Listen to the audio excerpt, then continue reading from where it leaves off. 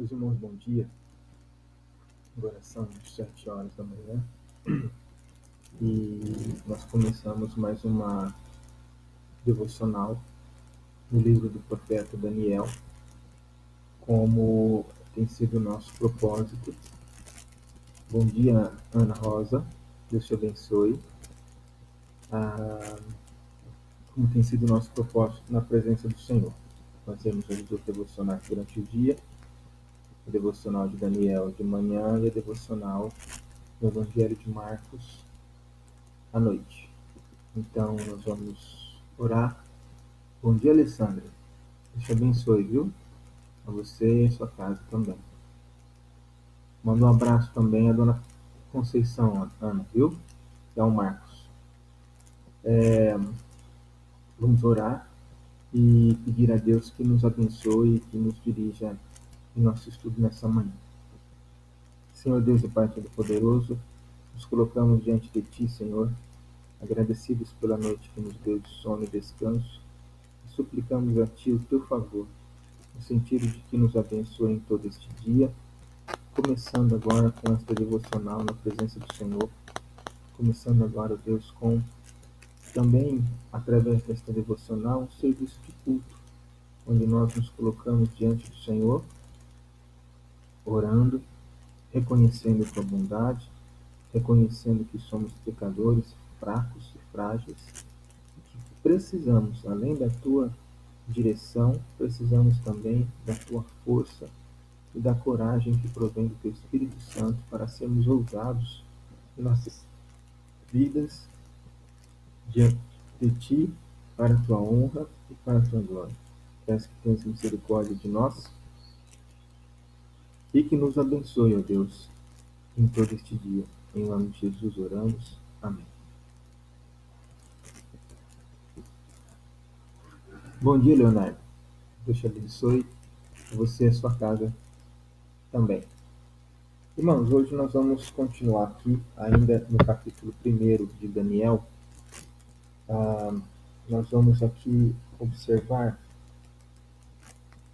hoje a partir do versículo de número... Vamos ler, para que, embora nós conheçamos o texto e a história, nós vamos ler a partir do verso 1, novamente, e vamos até... vamos seguir aqui a leitura, e eu digo, nós vamos até o versículo 16, que fará então parte da nossa meditação. Não será todo esse bloco novamente, mas vamos ler para que o texto tenha sentido, tá? Para que seja completo o nosso entendimento. Então, a partir do verso 1, novamente. No ano terceiro do reinado de Joaquim, rei de Judá, veio Nabucodonosor, rei da Babilônia, a Jerusalém e a sitiou. O Senhor lhe entregou nas mãos a Joaquim, rei de Judá, e alguns dos utensílios da casa de Deus. A estes levou-os para a terra de Sinar, para a casa do seu Deus, e os pôs na casa do tesouro do seu Deus. Disse o rei a Aspenaz, chefe dos seus eunucos, que trouxessem alguns dos filhos de Israel, tanto da linhagem real como dos nobres, jovens sem nenhum defeito, de boa aparência, instruídos em toda a sabedoria, doutos em ciência, versados no conhecimento, e que fossem competentes para assistirem no palácio do rei e lhes ensinasse a cultura e a língua dos caldeus. Determinou-lhes o rei a ração diária das finas iguarias da mesa real e do vinho que ele bebia, e que assim fossem mantidos por 3 anos, ao cabo dos quais assistiriam diante do rei. Entre eles se achavam, dos filhos de Judá, Daniel, Ananias, Misael e Azarias. O chefe dos eunucos lhes pôs outros nomes, a saber, a Daniel, o de Beltesazar, a Ananias, o de Sadraque, a Misael, o de Mesaque, e a Azarias, o de Abdinico. Resolveu Daniel firmemente não contaminar-se com as finas iguarias do rei, nem com o vinho que ele bebia. Então pediu ao chefe dos eunucos que lhe permitisse não contaminar-se. Ora, Deus concedeu a Daniel misericórdia e compreensão da parte do chefe dos eunucos. Disse o chefe dos eunucos a Daniel: Tenho medo do meu senhor, o rei, que determinou a vossa comida e a vossa bebida. Por que, pois, veria ele o vosso rosto mais abatido do que o dos outros jovens da vossa idade? Assim poris em perigo a minha cabeça para com o rei. Então disse Daniel ao cozinheiro-chefe, a quem o chefe dos eunucos havia encarregado de cuidar de Daniel, Ananias, Misael e Azarias: Experimenta, peço-te, os teus servos 10 dias, que se nos deem legumes a comer e água a beber. Então seja diante de ti, então veja diante de ti a nossa aparência e a dos jovens que comem das finas iguarias do rei. Segundo vires, age com os teus servos. Ele atendeu e os experimentou 10 dias. No fim dos 10 dias, a sua aparência era melhor. Estavam eles mais robustos do que todos os jovens que comiam das finas iguarias do rei. Com isto, o cozinheiro-chefe tirou deles as finas iguarias e o vinho que ele devia beber e lhes dava legumes. Até aqui a nossa leitura.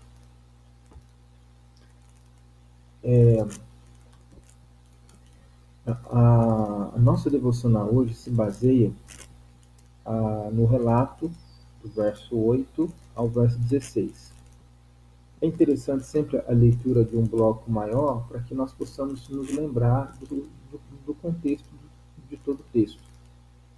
Os irmãos se recordam então que Daniel havia sido levado junto com a primeira deportação dos israelitas para Babilônia e que o rei agora mandou que buscassem de toda aquela comitiva que foi levada de Jerusalém para a Babilônia, dentre a família real e dos nobres, jovens que se destacavam, tanto na aparência como também na educação, na perspicácia, na inteligência, para que esses jovens servissem de ponte de ligação, não é? Entre a Babilônia, entre os interesses reais e o seu povo conquistado por eles. Então, esses jovens foram levados com o objetivo de que aprendessem a língua e a cultura dos caldeus. E a maneira como o rei tinha, pelo menos naquela época, de conseguir a lealdade dos jovens era elevar, então, a, apelando para a vaidade deles, a elevá-los a uma condição social acima de seus irmãos israelitas também conquistados naquela época. E uma das questões que era importante dentro dessa manobra real era a sedução pela comida, né? Então, os israelitas estavam sendo seduzidos pelo nível da comida que eles estavam recebendo. E aqui era a comida real, a mesma comida que o rei comia, com os mesmos adereços, com a mesma qualidade, com a mesma diversidade, era a comida que estava sendo dada para eles. Então, eles não estavam tendo uma refeição inferior, eles não estavam tendo uma refeição pobre de tanto de nutrientes ou coisa do gênero, mas pelo contrário, o que estava sendo dito para eles é que eles comeriam exatamente das comidas que o rei comia. Então estava se elevando aqui a esse aspecto da alimentação dos israelitas diante do Senhor.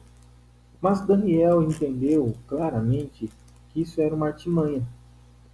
Ele entendeu claramente que por meio desse artifício o rei visava conquistar a confiança, a lealdade, desenvolver interesses sobre ele, Daniel, e sobre os seus amigos conquistados.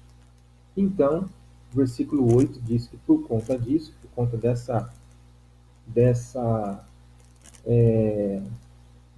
essa perspicácia de Daniel, de perceber então a intenção real, ele resolveu firmemente.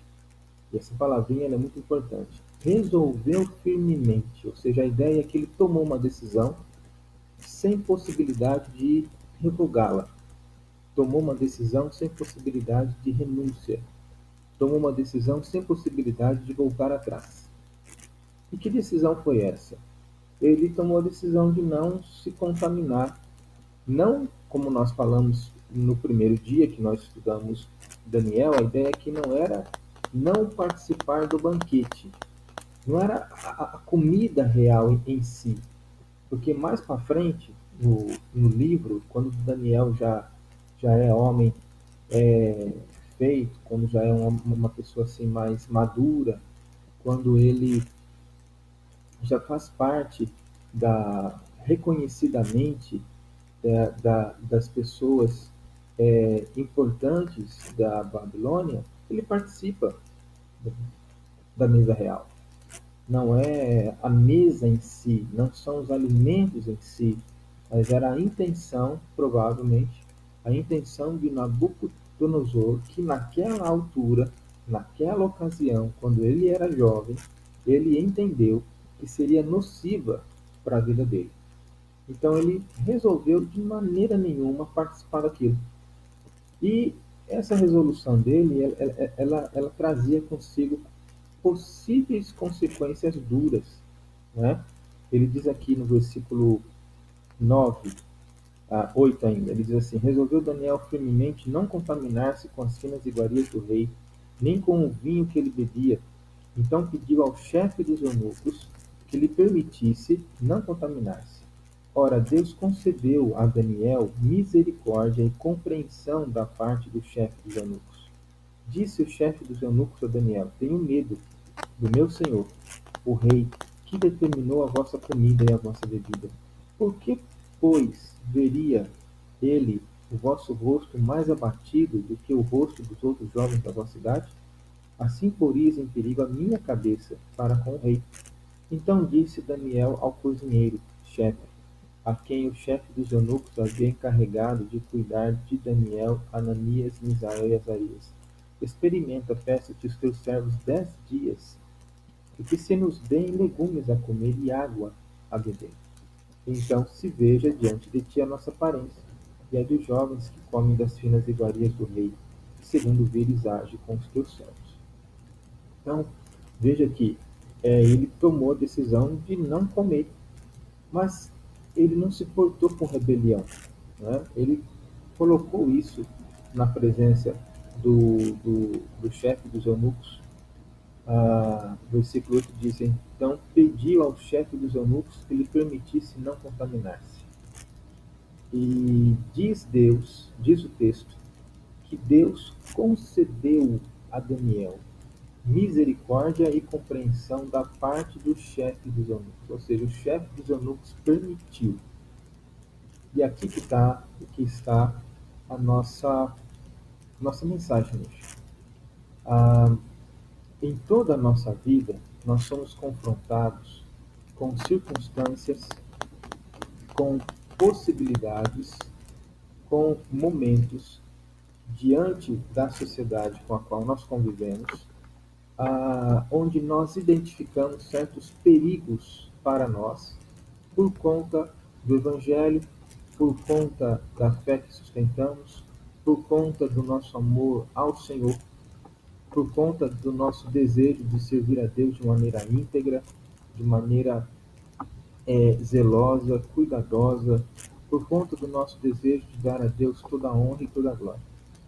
Há uma série de circunstâncias, eventos diversos, que faz com que nós nos sintamos inseguros de se fizermos, se estamos pecando ou se não estamos pecando. Há circunstâncias que verdadeiramente na consciência de um cristão são pecado e nós somos então confrontados a fazê-la, participar delas ou não. E aqui, irmãos, eu vou compartilhar com vocês um posicionamento muito pessoal, sabe? Uma compreensão pessoal. E até certo ponto é pessoal, até certo ponto é bíblico. O ponto que é bíblico é que o cristão, no primeiro momento, ele precisa estar disposto a sofrer por amor de Cristo. Isso é um princípio inegociável que a Bíblia toda defende. O cristão precisa estar disposto a sofrer por amor a Cristo. Ok? Nós vemos isso sustentado pela palavra do Senhor, quando ele diz que aquele que quer segui-lo deve renunciar a si mesmo dia a dia, tomar a sua cruz e segui-lo. Nós vemos isso quando a Bíblia nos ensina que nós devemos escolher o caminho apertado e estreito, que é esse que conduz à salvação, não é o caminho largo e espaçoso. Ah, nós vemos ah, essa questão também quando a Bíblia nos ensina a questão da cruz, né? Tomar a cruz e seguir ao Senhor. Tomar a cruz aqui é ter uma disposição de caminhar até a morte, se for necessário, por Cristo. Nós temos no Apocalipse também a, a instrução que o Senhor deu a uma das igrejas a quem João escreveu, diz assim: ser fiel até a morte e dar-te-ei a coroa da vida. Então, a Bíblia nos ensina que nós temos que estar preparados para sofrer por amor a Cristo. Mas eu também creio, e aí entra a questão pessoal, que quando nós temos um grau de intimidade com Deus tão grande, tão grande, tão grande, tão grande, quando nós estamos todos os dias em oração, todos os dias desejosos de satisfazer a vontade do Senhor, nós precisamos, e aí entra novamente a postura particular, nós precisamos estar abertos a consequências que nós tomarmos, a consequências de atitudes que nós tomarmos por amor a Deus. Cada um precisa estar consciente e disposto, não é, a sofrer no âmbito particular, porque as circunstâncias são variadas. Às vezes, uma circunstância que se apresenta para uma pessoa não é a mesma que se apresenta para outra pessoa, mas em circunstâncias que nós entendemos que há uma ameaça tanto à nossa integridade cristã, como também à nossa santidade, ao nosso posicionamento perante o Senhor, à nossa vida cristã, à nossa prática cristã. Quando nós entendemos que estamos sendo ameaçados de cometer um pecado contra o Senhor, então nós precisamos, irmãos, termos a coragem de sermos ousados na presença do Senhor e verdadeiramente agirmos à espera de um milagre. E é isso que ele coloca aqui. Veja, quando é que os jovens se portariam não, quando é que eles seriam, quando é que a avaliação de uma pessoa se daria positiva para um grupo de jovens alimentados só com legumes e água, no prazo de 10 dias, em detrimento de uma variedade de comidas. Não é? É óbvio que aqui essa avaliação feita pelo chefe pelo cozinheiro, pelo chefe dos eunucos aqui, no prazo de 10 dias, onde ele avaliou que Daniel e seus amigos estavam mais robustos, mais bonitos, mais saudáveis, comendo somente legumes, bebendo água, em detrimento de todo aquele banquete, onde haviam frutas, onde haviam carnes, não é? É, é lógico que isso aqui foi uma bênção sobrenatural de Deus. Deus sustentou sobrenaturalmente Daniel e seus amigos por legumes e água, em detrimento de todo aquele banquete que eles estavam recebendo. E foi um ato sobrenatural do Senhor. 10 dias eles estavam comendo apenas legume e bebendo água, e eles foram considerados mais bem vistosos, mais fortes, mais saudáveis do que os outros. Agora, por que eles chegaram nesse ponto? Porque eles tiveram a ousadia, em primeiro lugar, de correr o risco na presença do Senhor. E nós vemos esse exemplo em outros momentos da Bíblia também. Os irmãos devem se recordar da história de Neemias, quando Neemias está na presença do rei, também da Babilônia, e aí é, ele então, aliás, aí já não é mais a Babilônia, aí já são os Medo-Persas. Ele está na presença, ele é copeiro do rei, e aí ele recebe a notícia de que as pessoas que voltaram para Jerusalém não haviam restaurado ainda o templo, não haviam restaurado os muros da cidade, e elas estavam passando fome. E ele se entristece. Ora, o copeiro e as pessoas que serviam na presença do rei nunca poderiam se apresentar contristados quando estivessem em serviço na presença do rei. E, no entanto, Neemias se apresenta assim. E quando o rei chega, que o vê, pergunta para ele: o que está acontecendo? Por que você está assim? E diz o texto ali que ele ora. Ele não faz uma oração audível, eu acho que ele faz uma oração silenciosa, faz uma oração no coração dele e pede ao rei que lhe fosse permitido voltar para Jerusalém para auxiliar na restauração daquela cidade e logo ele voltaria. Deus até pergunta: mas qual é o prazo da tua viagem? Ou seja, quando é que se dará a sua volta? Quanto tempo você vai ficar fora? E ele fala: ó, estipula aí um prazo, Senhor, e eu vou e faço o que eu tenho que fazer e retorno. O servo, veja aí, um escravo, porque ele era um escravo, pedindo ao seu senhor, né, ausentar-se do seu trabalho para tomar conta do seu povo que foi conquistado na restauração da sua cidade. E o rei não só concedeu, como também deu cartas para o sujeito que cuidava das matas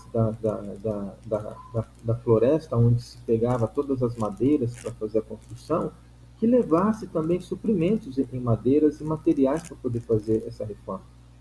Então Deus concedeu misericórdia a esse seu servo, para que ele pudesse não só ter a permissão de se ausentar da presença do rei, como também ter recursos. Não é? Um outro exemplo que nós apresentamos é o exemplo de Esther, também dentro da mesma configuração. A rainha anterior a ela havia sido deposta do status de rainha porque o rei havia solicitado a sua presença e ela não foi. E Esther, então, feita rainha, havia sido instruída para ela que jamais se chegasse na presença do rei sem ser chamada. Mas quando ela soube que os israelitas estavam correndo perigo de vida, ela mandou que os israelitas orassem e jejuassem, e ela também orou e jejuou, e teve a ousadia de comparecer na presença do rei sem ser chamada. E a Bíblia diz que Deus lhe deu graça e misericórdia, e ela então foi ouvida pelo rei, e toda aquela trama foi desfeita. Ela corria risco de vida, mas ela tomou a atitude de ser ousada na presença do Senhor, ter a coragem de, quem sabe, até sofrer as consequências, mas crer que o Senhor estaria abençoando a sua vida se ela fizesse uma escolha que estivesse de acordo com a vontade de Deus. Por último, nós temos também os amigos de Daniel, que foram ameaçados pelo rei da Babilônia de deveriam se curvar perante uma estátua que ele havia feito e adorar essa estátua, caso contrário seriam lançados na fornalha de fogo, na fornalha ardente. E eles disseram: olha, rei, se Deus quiser nos salvar, nos salvará. Se ele não nos quiser salvar, bem está, mas saiba que nós não nos curvaremos. Neste caso, eles não pediram necessariamente que fossem salvos, pelo menos o texto não relata isso. Não sei dizer se no coração deles eles fizeram essa oração, se eles pediram a Deus para que Deus os salvasse. Mas eles tiveram a coragem de dizer, com dano próprio, que se o Senhor quisesse salvá-los, bem estava. Mas se o Senhor não quisesse salvá-los, eles não se dobrariam. Eles não fariam aquilo que no entendimento deles seria um pecado na presença do Senhor. De fato, seria mesmo se curvando e adorando a estátua de outro Deus. Você deve se lembrar também do caso do próprio Daniel, quando participa ali de uma emboscada pelos seus contemporâneos, que tinham inveja dele, porque tinha uma proeminência muito grande no reino em relação aos babilônicos. Fizeram aqui uma armadilha pedindo ao rei da época que não permitisse que nenhum homem orasse e fizesse pedidos a qualquer deus, senão ao próprio rei durante um período. E Daniel, no entanto, não se deixou abater por conta disso e continuou orando. E era justamente isso que os homens daquela época queriam. Eles sabiam que Daniel, por causa de sua obediência, por causa de sua intimidade com Deus, jamais deixaria de orar. Então eles fizeram a lei e ficaram esperando. E Daniel fez exatamente como eles sabiam. Jamais deixariam de orar. E aí pegaram Daniel e lançaram na cova dos leões. Mas Deus foi gracioso e não permitiu que Daniel fosse morto pelo leão, fosse comido pelo leão. E aí aqueles que armaram a emboscada, que futuramente foram lançados e vieram a morrer por causa do dano que o leão assim lhes deu. Então veja, irmãos, que essas pessoas tiveram ousadia no Senhor. Agora, isso é uma questão muito particular, ok? Porque exige fé de quem faz. Exige fé de que o Senhor estará abençoando. Exige fé de que o Senhor será solícito. Exige fé de que o Senhor recompensará.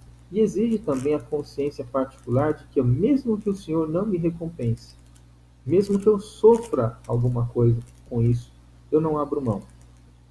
Eu não abro mão porque eu sei que eu estarei fazendo isso para a honra e para a glória do Senhor. E muitas vezes em nossos dias nós não temos essa coragem.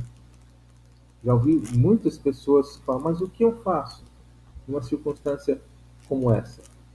E quando se apresenta um quadro onde a pessoa pode sofrer algum dano por amor e fidelidade ao Senhor, nós percebemos que muitas vezes as pessoas desanimam e não têm a coragem necessária para se portar assim. Por isso que eu estou dizendo que essa coragem e essa ousadia, ela vem quando há comunhão. Quando a comunhão é legítima, quando a comunhão é diária, quando há da nossa parte para com o Senhor um amor tão intenso, que nós não abrimos mão de não sermos expostos a determinadas circunstâncias ou de nos dobrarmos a outras circunstâncias para agradar o contexto A, B ou C, em detrimento de agradar ao Senhor. Quando nós temos uma comunhão legítima, nós não abrimos mão e nós temos uma chance muito maior de que o Senhor nos abençoe por agirmos dessa maneira. Deus age, irmão, sobrenaturalmente. Às vezes aquilo que é impossível aos olhos humanos se torna possível aos olhos da fé. E quando nós agimos com fé e confiança no Senhor, nós vemos o milagre acontecendo. Agora, quando somos regidos pelo medo, quando somos regidos pela insegurança, quando nós não contamos com a graça de Deus, quando nós não contamos com a misericórdia de Deus, e quando nós não estamos dispostos a enfrentar as circunstâncias adversas por amor a Deus, então aí nós erramos, porque nós sucumbimos àquela situação, nós deixamos de agradar a Deus, nós não somos amadurecidos na fé, e aí nós vimos então a pecar perante o Senhor e a desagradar ao Senhor. Então, é uma circunstância que vai muito da disposição particular de cada um. E essa disposição é completamente fundamentada no grau de amor e comunhão e desejo que nós temos de agradar ao Senhor. Aqui, Daniel resolveu firmemente não contaminar-se com as finas iguarias do rei, e Deus concedeu misericórdia da parte do chefe dos eunucos. E não só concedeu misericórdia, como agiu sobrenaturalmente na vida deles, fazendo com que o alimento que eles ingerissem fosse suficiente para torná-los mais fortes e saudáveis do que o banquete que os outros tinham, que os outros receberiam, né? Tinham recebido. E essa foi uma experiência e uma bênção sobrenatural que o Senhor deu a eles por conta da coragem e do desejo de satisfazer ao Senhor. Eu gostaria que nós pensássemos nisso hoje, que nós meditássemos nisso hoje. As circunstâncias adversas em nossas vidas acontecem para nos experimentar, para provar a nossa fé e também para nos dar maturidade na presença de Deus. O inimigo fez isso, o inimigo faz aquilo. Nem sempre é o inimigo que está por trás daquela circunstância. Às vezes é o Senhor que permite aquela circunstância para sermos experimentados, para sermos aprovados na presença dele. E aí cabe a nós entendermos isso, termos essa compreensão, esse discernimento, e aí então optarmos por honrarmos a Deus em detrimento de uma possível aí vida mais confortável ou favores humanos, caso a gente não venha a confrontar e a dizer não a determinadas circunstâncias. Gostaria que você pensasse nisso durante o dia de hoje, e que Deus assim nos abençoe em nossa compreensão. Vamos orar? Pai, em nome de Jesus, nos colocamos diante de Ti, ó Deus, e eu peço ao Senhor que nos dê discernimento para entendermos quando nós precisamos, ó Pai, verdadeiramente nos posicionarmos de maneira contrária à posição dominante e fazermos isso, Senhor Deus, para darmos ao Senhor toda a honra e toda a glória. Fazemos isso, ó Deus, para continuarmos na manutenção da nossa vida com o Senhor, da nossa vida, ó Deus, de santificação, de consagração, de obediência, de amor e dedicação a Ti. Ó Pai, fale com os meus irmãos nas diversas circunstâncias que cada um de nós participamos, nos momentos, ó Deus, onde nos são apresentados circunstâncias que nós entendemos que não podemos participar, que o Senhor nos dê essa ousadia, que o Senhor nos dê essa coragem, que o Senhor nos dê a certeza de que o Senhor estará operando um milagre, e assim que nós possamos, ó Deus, nos posicionar sempre de uma maneira que dê ao Senhor toda a honra e toda a glória. Faze com que nós possamos meditar nisto durante o dia e que possamos, ó Deus, ser edificados particularmente, cada irmão na sua circunstância, ó Deus, em relação a este assunto. É no nome de Jesus que nós oramos. Amém. Irmãos e minha irmã, que Deus os abençoe. Quero mandar o meu abraço à família da Ana Rosa, à Alessandra, ao Leonardo, a Zilá. Deus abençoe vocês também, Zilá, sua casa, e também a Giselma. São os irmãos que eu consigo visualizar que estão aqui agora participando da nossa devocional. Deus os abençoe e até logo mais à noite. Um abraço.